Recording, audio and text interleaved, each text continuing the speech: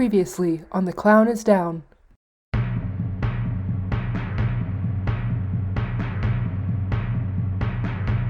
was like, I know how it ends. The boat sinks. I know how it ends. I don't have to go through 3 hours of this.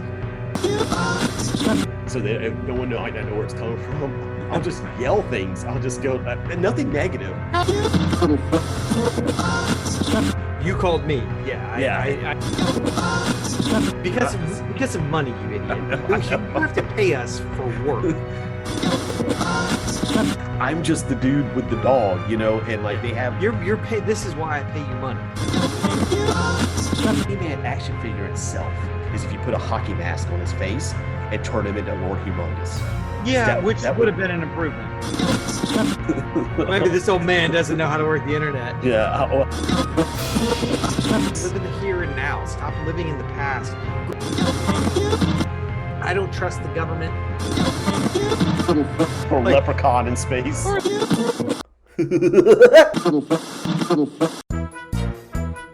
Welcome to The Clown is Down, where you can get mad at us for our opinions. This is Keith. And I'm Pete. And in each episode, we will be bringing out our innermost feelings about a wide variety of subjects, from action figures to crosswalks, Movies to beluga whales. so sit back and give us a listen. Remember, we're doing this for you. Double remember, it's just an opinion.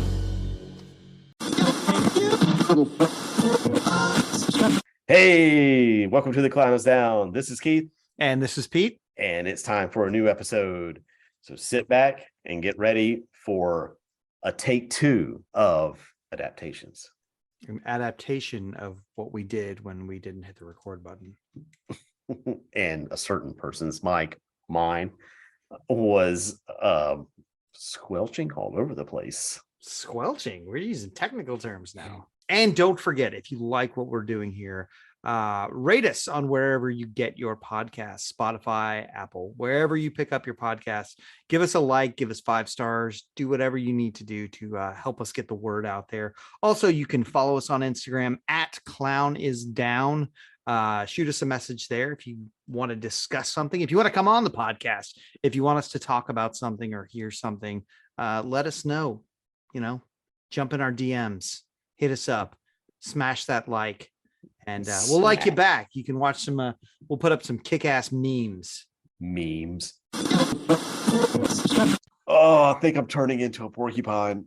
Remember when I was telling you about my back hairs? Yeah. I'm like, yeah, they're Are they growing. Yeah, and they're thick. Are It's they like- curly or are they straight? I don't know. I can't see my back, but it's like it's just itchy now. Like, and the wife saying it's might be dry skin, but I just don't believe her. It is probably a combination of Just dry like- skin because it's the winter. Ugh. Have you asked your wife to shave your back yet? No, she offered, but I was just like, Are we talking like are we shaving or are we tweezing? Can it be tweezed? Are they Tweezed? how what are we looking like here?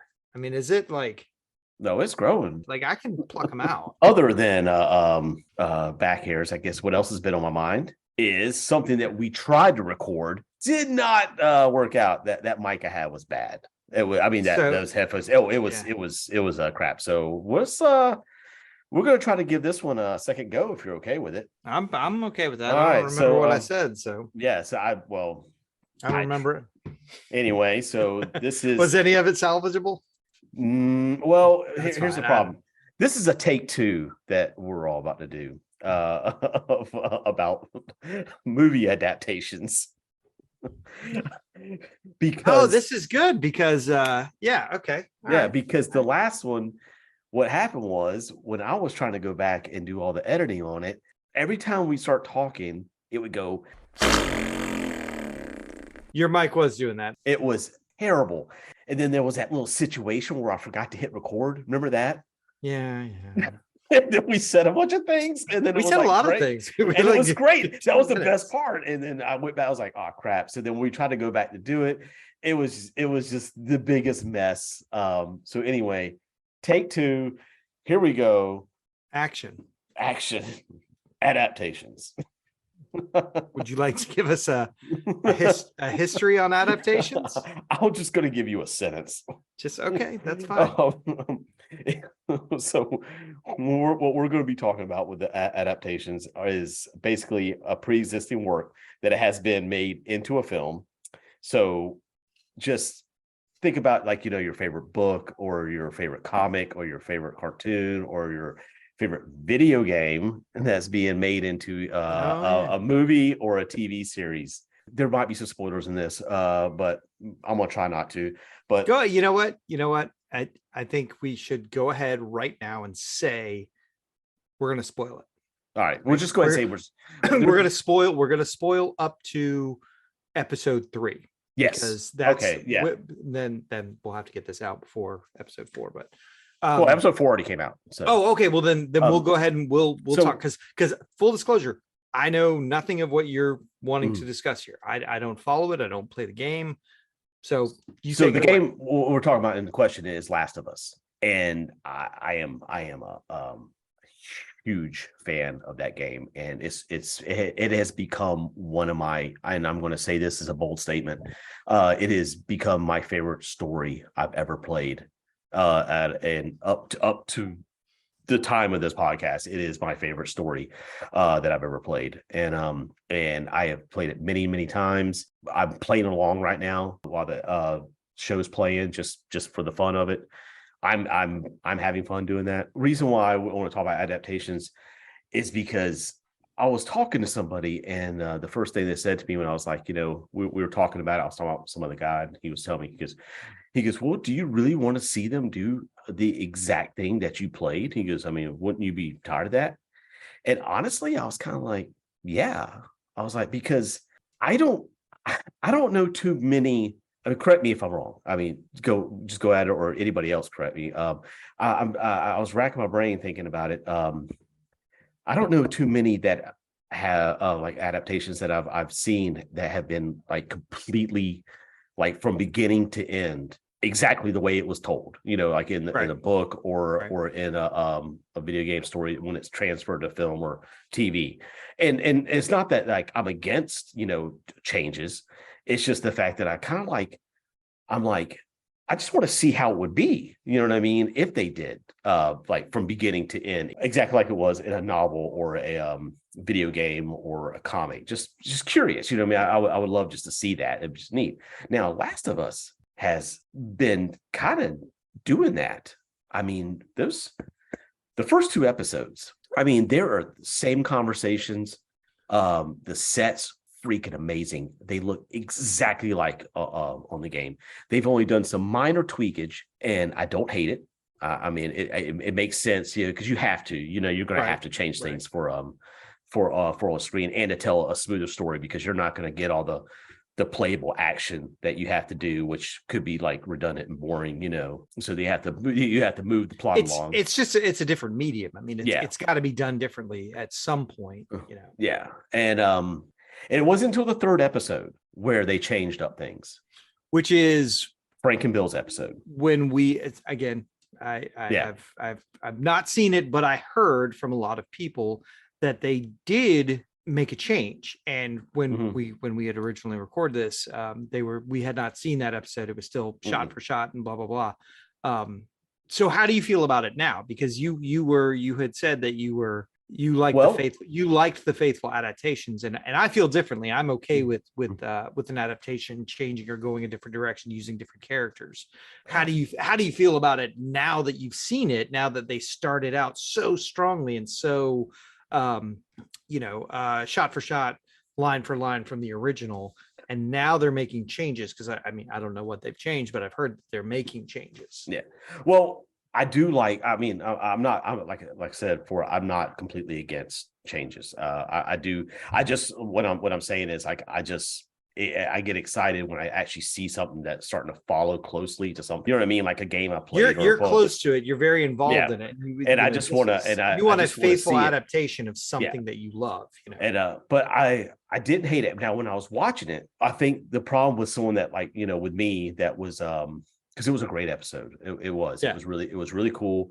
I liked it. But my thing was, since I know what's happening and the other people don't, like, that don't never played the game, like, say, like the lady that married me, like when she watches it, Hmm. like she has no clue what's going on, but she's enjoying it. And like Right. I don't say anything. I'll just wait for the end of the episode and I tell her what the differences are.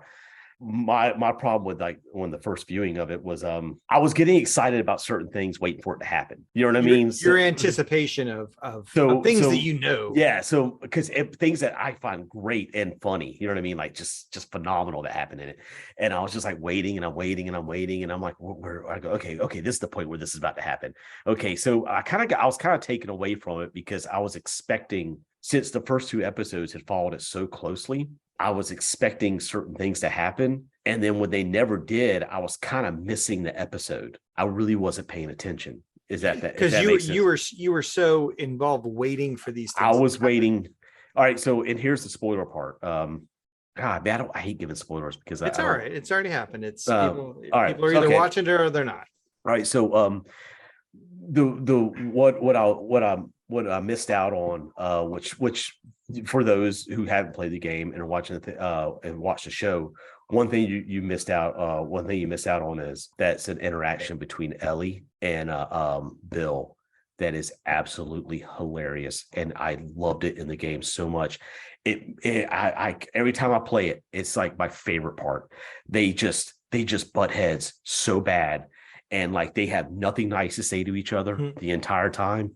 They're just cussing each other out. There's not two kind words, I don't think, that was used between the two. They were just two people that are just like, basically, Bill's okay with Joel because he owes him a favor, but he wants him out of his life as soon as he came in. And when Ellie shows up, he's like, what the fuck is that? It's not even a person. It's like that. He's like, this is my cargo. And then he's like, I don't give a shit what it is. You get it the fuck out of here. It's the best like banter, like this like really fun, like angry banter that just is hilarious. And I was so excited about seeing that. So I was like waiting for it. And by the end of the episode, I was like, okay, so this is gonna be a 2-story arc. I was like, because the next story, because a lot of that happened in the game, what happened in the show. So I thought at the end of the episode, it was going to be a 2-story arc where, okay, so now they're going to do the whole Joel, Bill, and Ellie bit. And I don't think it's happening. So, but anyway, it was still a great episode. I'm still like absolutely blown away by it. Can't wait for the next episode. So you're happy with the way it's been adapted so far, and you're okay with these changes. What happens if they make bigger changes down the road? Like what happens? Are you going to be okay with it if they make even bigger changes down the road? Like whatever HBO gets involved and they say, oh, well, we want to drag this out for several more seasons. They are second season. But what if they decide, hey, instead of making second season the second game, we're going to drag this out and change the story up? How would you feel about that? Are you okay with seeing these characters that you've grown to enjoy going off and doing their own thing, like a Game of Thrones situation where the story, the show got ahead of the source material, so they were doing their own thing, and there were several people that weren't happy with how that ran, with Game of Thrones in particular.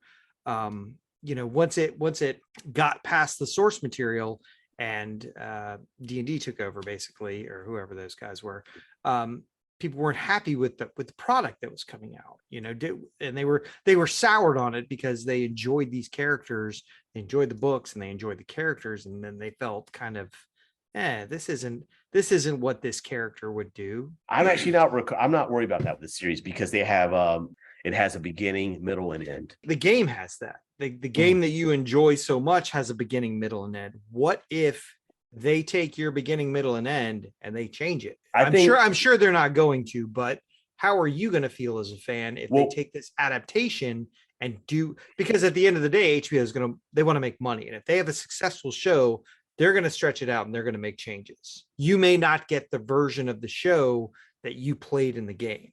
Well, I would be bummed, but at the same time, I always have the game to go play. You know what I mean? And go back to play it and get the story that I want, or the story I fell in love with. Let's put it that way.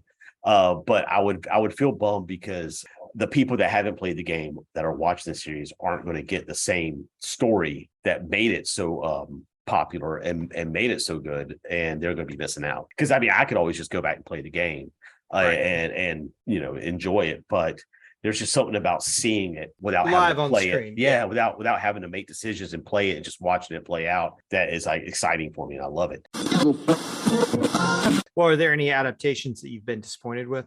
There Movies? has been one massive one, and I think it is the biggest disappointment I've ever seen on screen, and it made me mad. And I've had arguments with people too. But at the end of the day, it's my opinion. That's right. What is it? What is it? Don't keep me waiting. What is it? It is World War Z.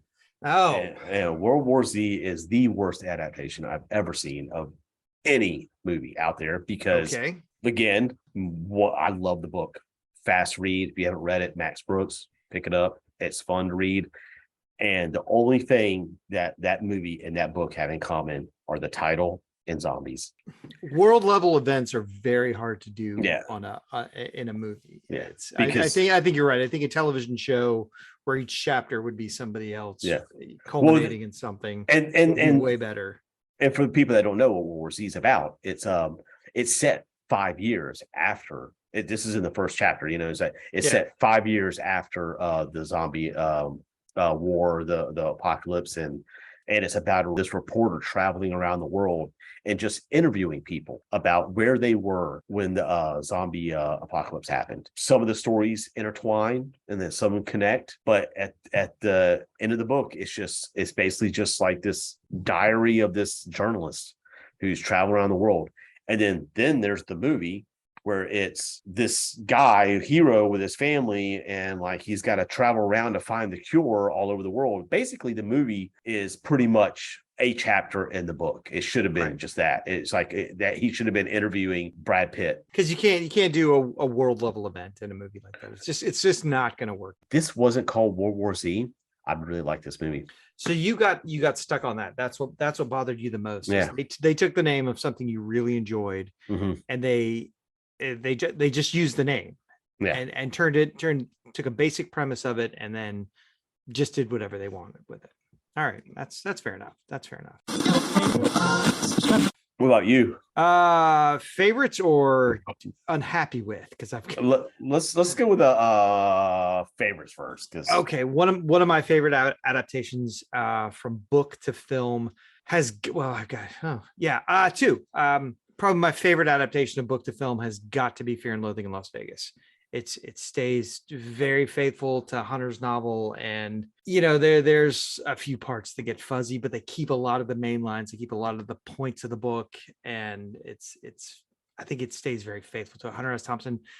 He was directly involved in making it, so I'm okay with that. It was fantastic. It's got one of my favorite like literary lines ever in it. It's just all around solid all the way around. But one of my other favorite ones from comic to television is Preacher. And this is one that kind of deviates from the source material because honestly, you cannot make a TV show out of the comic book Preacher. There's no network that would have ever carried it. It would have been way too difficult to make. It would have been way too expensive. But they took the basic premise of the comic and they used, I guess, the guts of the comic. And they've got a great line in one of the early stories where they're carrying a trunk and he's like, you got to leave that. You can't bring that. What's even in that? And he says, these are my comic books. And they say, you have to leave them here. We can't move forward with this big trunk of comics. He's like, well, these are my stories. I love them. He's like, it's going to be okay. And that's when they're going to do their own thing. They're going to take these characters you love and do their own thing with them. And I was like, oh, that's really cool how they did that. Early on, they said, we're not doing the comics. We're giving you this great story. We're going to do what we can and stay as faithful as we can to it. But we're not going to do this. And it was great. I wish it had last longer, but it didn't. So what's one that you did not like adaptations? So we did go over this when our first recording didn't take. The adaptation that gets me the most, that drives me absolutely bonkers, is A Clockwork Orange. I saw A Clockwork Orange. Obviously, I saw the movie first, and thought that was okay. It was a Kubrick film. It was I was young, and ultra violence, blah, blah, blah. It was a great story, and I got it, and I understood it, and I got the gist of it. But then I read the book, And in the book ends completely differently.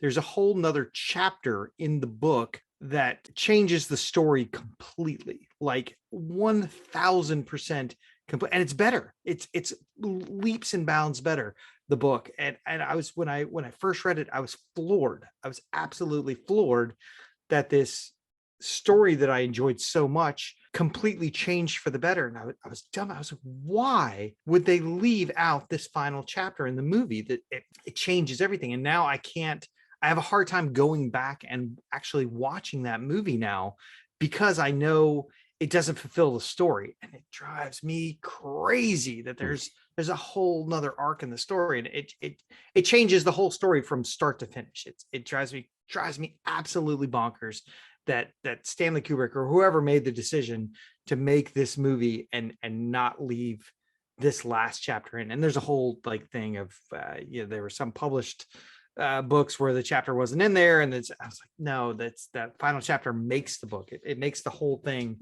come together, and you're like, oh, okay, all right, this makes way more sense. So yeah, it drives me crazy. It drives me absolutely crazy. Yeah.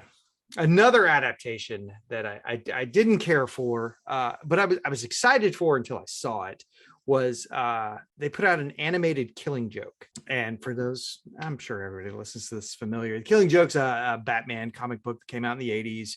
And it was a big one for both of us. You I think you read it first, and you handed it to me, and you were like, you have got to read this. And I read it, and I've never been the biggest Batman fan, but the Killing Joke, like that blew. I think that was like the first dark Batman. Yeah, that changed a lot of things. That was the first dark Batman story where he was like vengeance, and you saw the Joker wasn't like this clowny guy. He was like, oh, dude is a villain. And so I got kind of excited. I was like, oh, how are they going to do this? This has been a long time coming. How are they going to do this? And they put it out, and they added a bunch of weird like romance in it. I was like, nah, I could have done without this whole thing. I think I'm good here. I don't need to see this. I think I only watched it once and I was done. Because normally I am of the mind where I am okay with them changing things, with them changing characters, adding, removing, and combining characters in these stories to make a better product, a better movie, a better TV show, or whatever. Taking source material where they're like, well, these two characters, they don't have a whole lot of interaction, and their parts are so small, we're going to combine them into one new character and put them in. It doesn't bother me. I'm okay with watching an adaptation like that and seeing something new and a little different. I used to be a purist and want a shot for shot, but then I was like, well, why? I've got the shot for shot here. I've got the book, the comic, the game, the whatever. I'm kind of okay with them changing it up, seeing a different perspective, and just kind of seeing something new, seeing these characters and these situations that I loved and enjoyed, and kind of knowing what's going on, going into it already knowing a little bit about it, and even looking forward to some pivotal scenes like, ooh, I know they have to do this thing, but then getting something completely different, and you're like, oh, they didn't do the thing, but that was actually kind of cool how they got around to it. So I'm okay with it every once in a while. And also, they're making a lot of adaptations now, or they have in the last 10 years, of older franchises, of things we enjoyed, like G.I. Joe, Transformers, things that we enjoyed when we were younger that just honestly wouldn't translate well to a modern day piece of media. Like, if I'm watching the G.I. Joe movie, you can't show me a bunch of Vietnam vets because all those dudes are super old. So you have to make changes in the story. Yeah. And, but again, being a Vietnam vet is pivotal to some of those characters. It's the entirety of their backstories where they were ninjas in Vietnam. And I guess that made a lot more sense in the 80s. But yeah, now I'm like, a ninja, wouldn't like his commanding officer be like, where'd dude go? Oh, he went to go train with a sword. No, get him back here. Give him a gun. Teach him to fly a drone.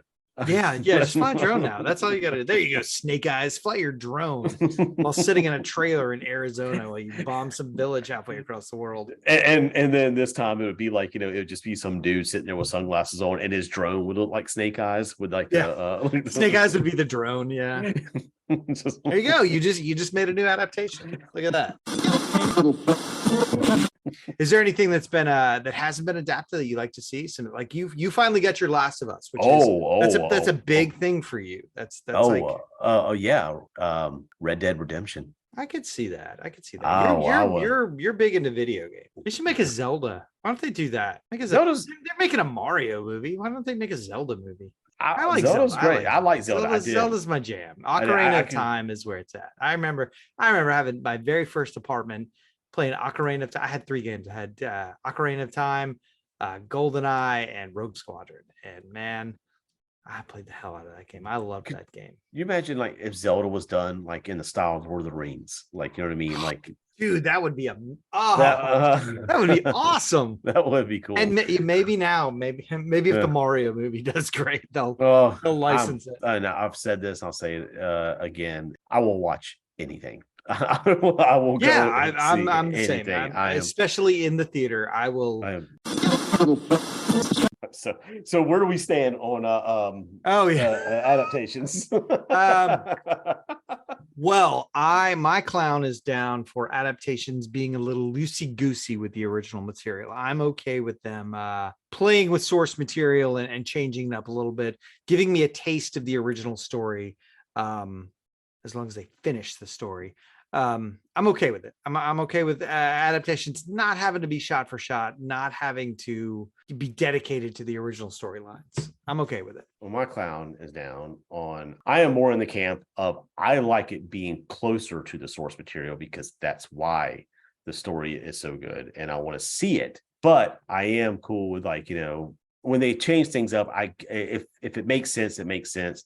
But if they're just like making something completely different, I mean, there was no other reason, like they're just using the name and it's not following in the source material, then I do not like that. I'm not down with that at all. But I mean, I am cool with them, change up a little bit. It makes sense when they have to, but like if they don't have to and they just go off the rails and they're like, oh, I'm just going to take this title and make something completely new, then you can just F off.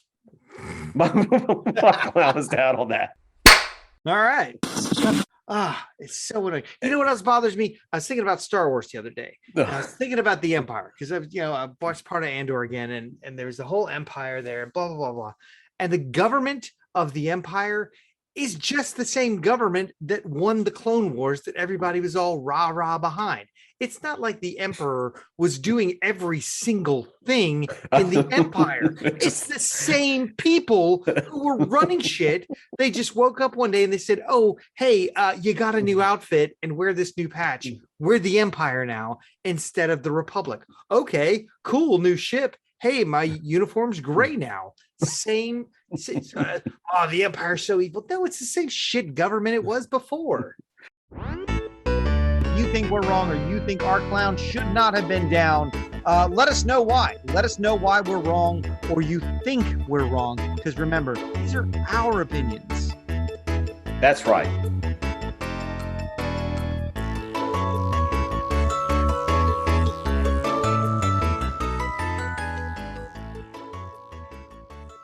I was like, I know how it ends. The boat sinks. I know how it ends. I don't have to go through 3 hours of this.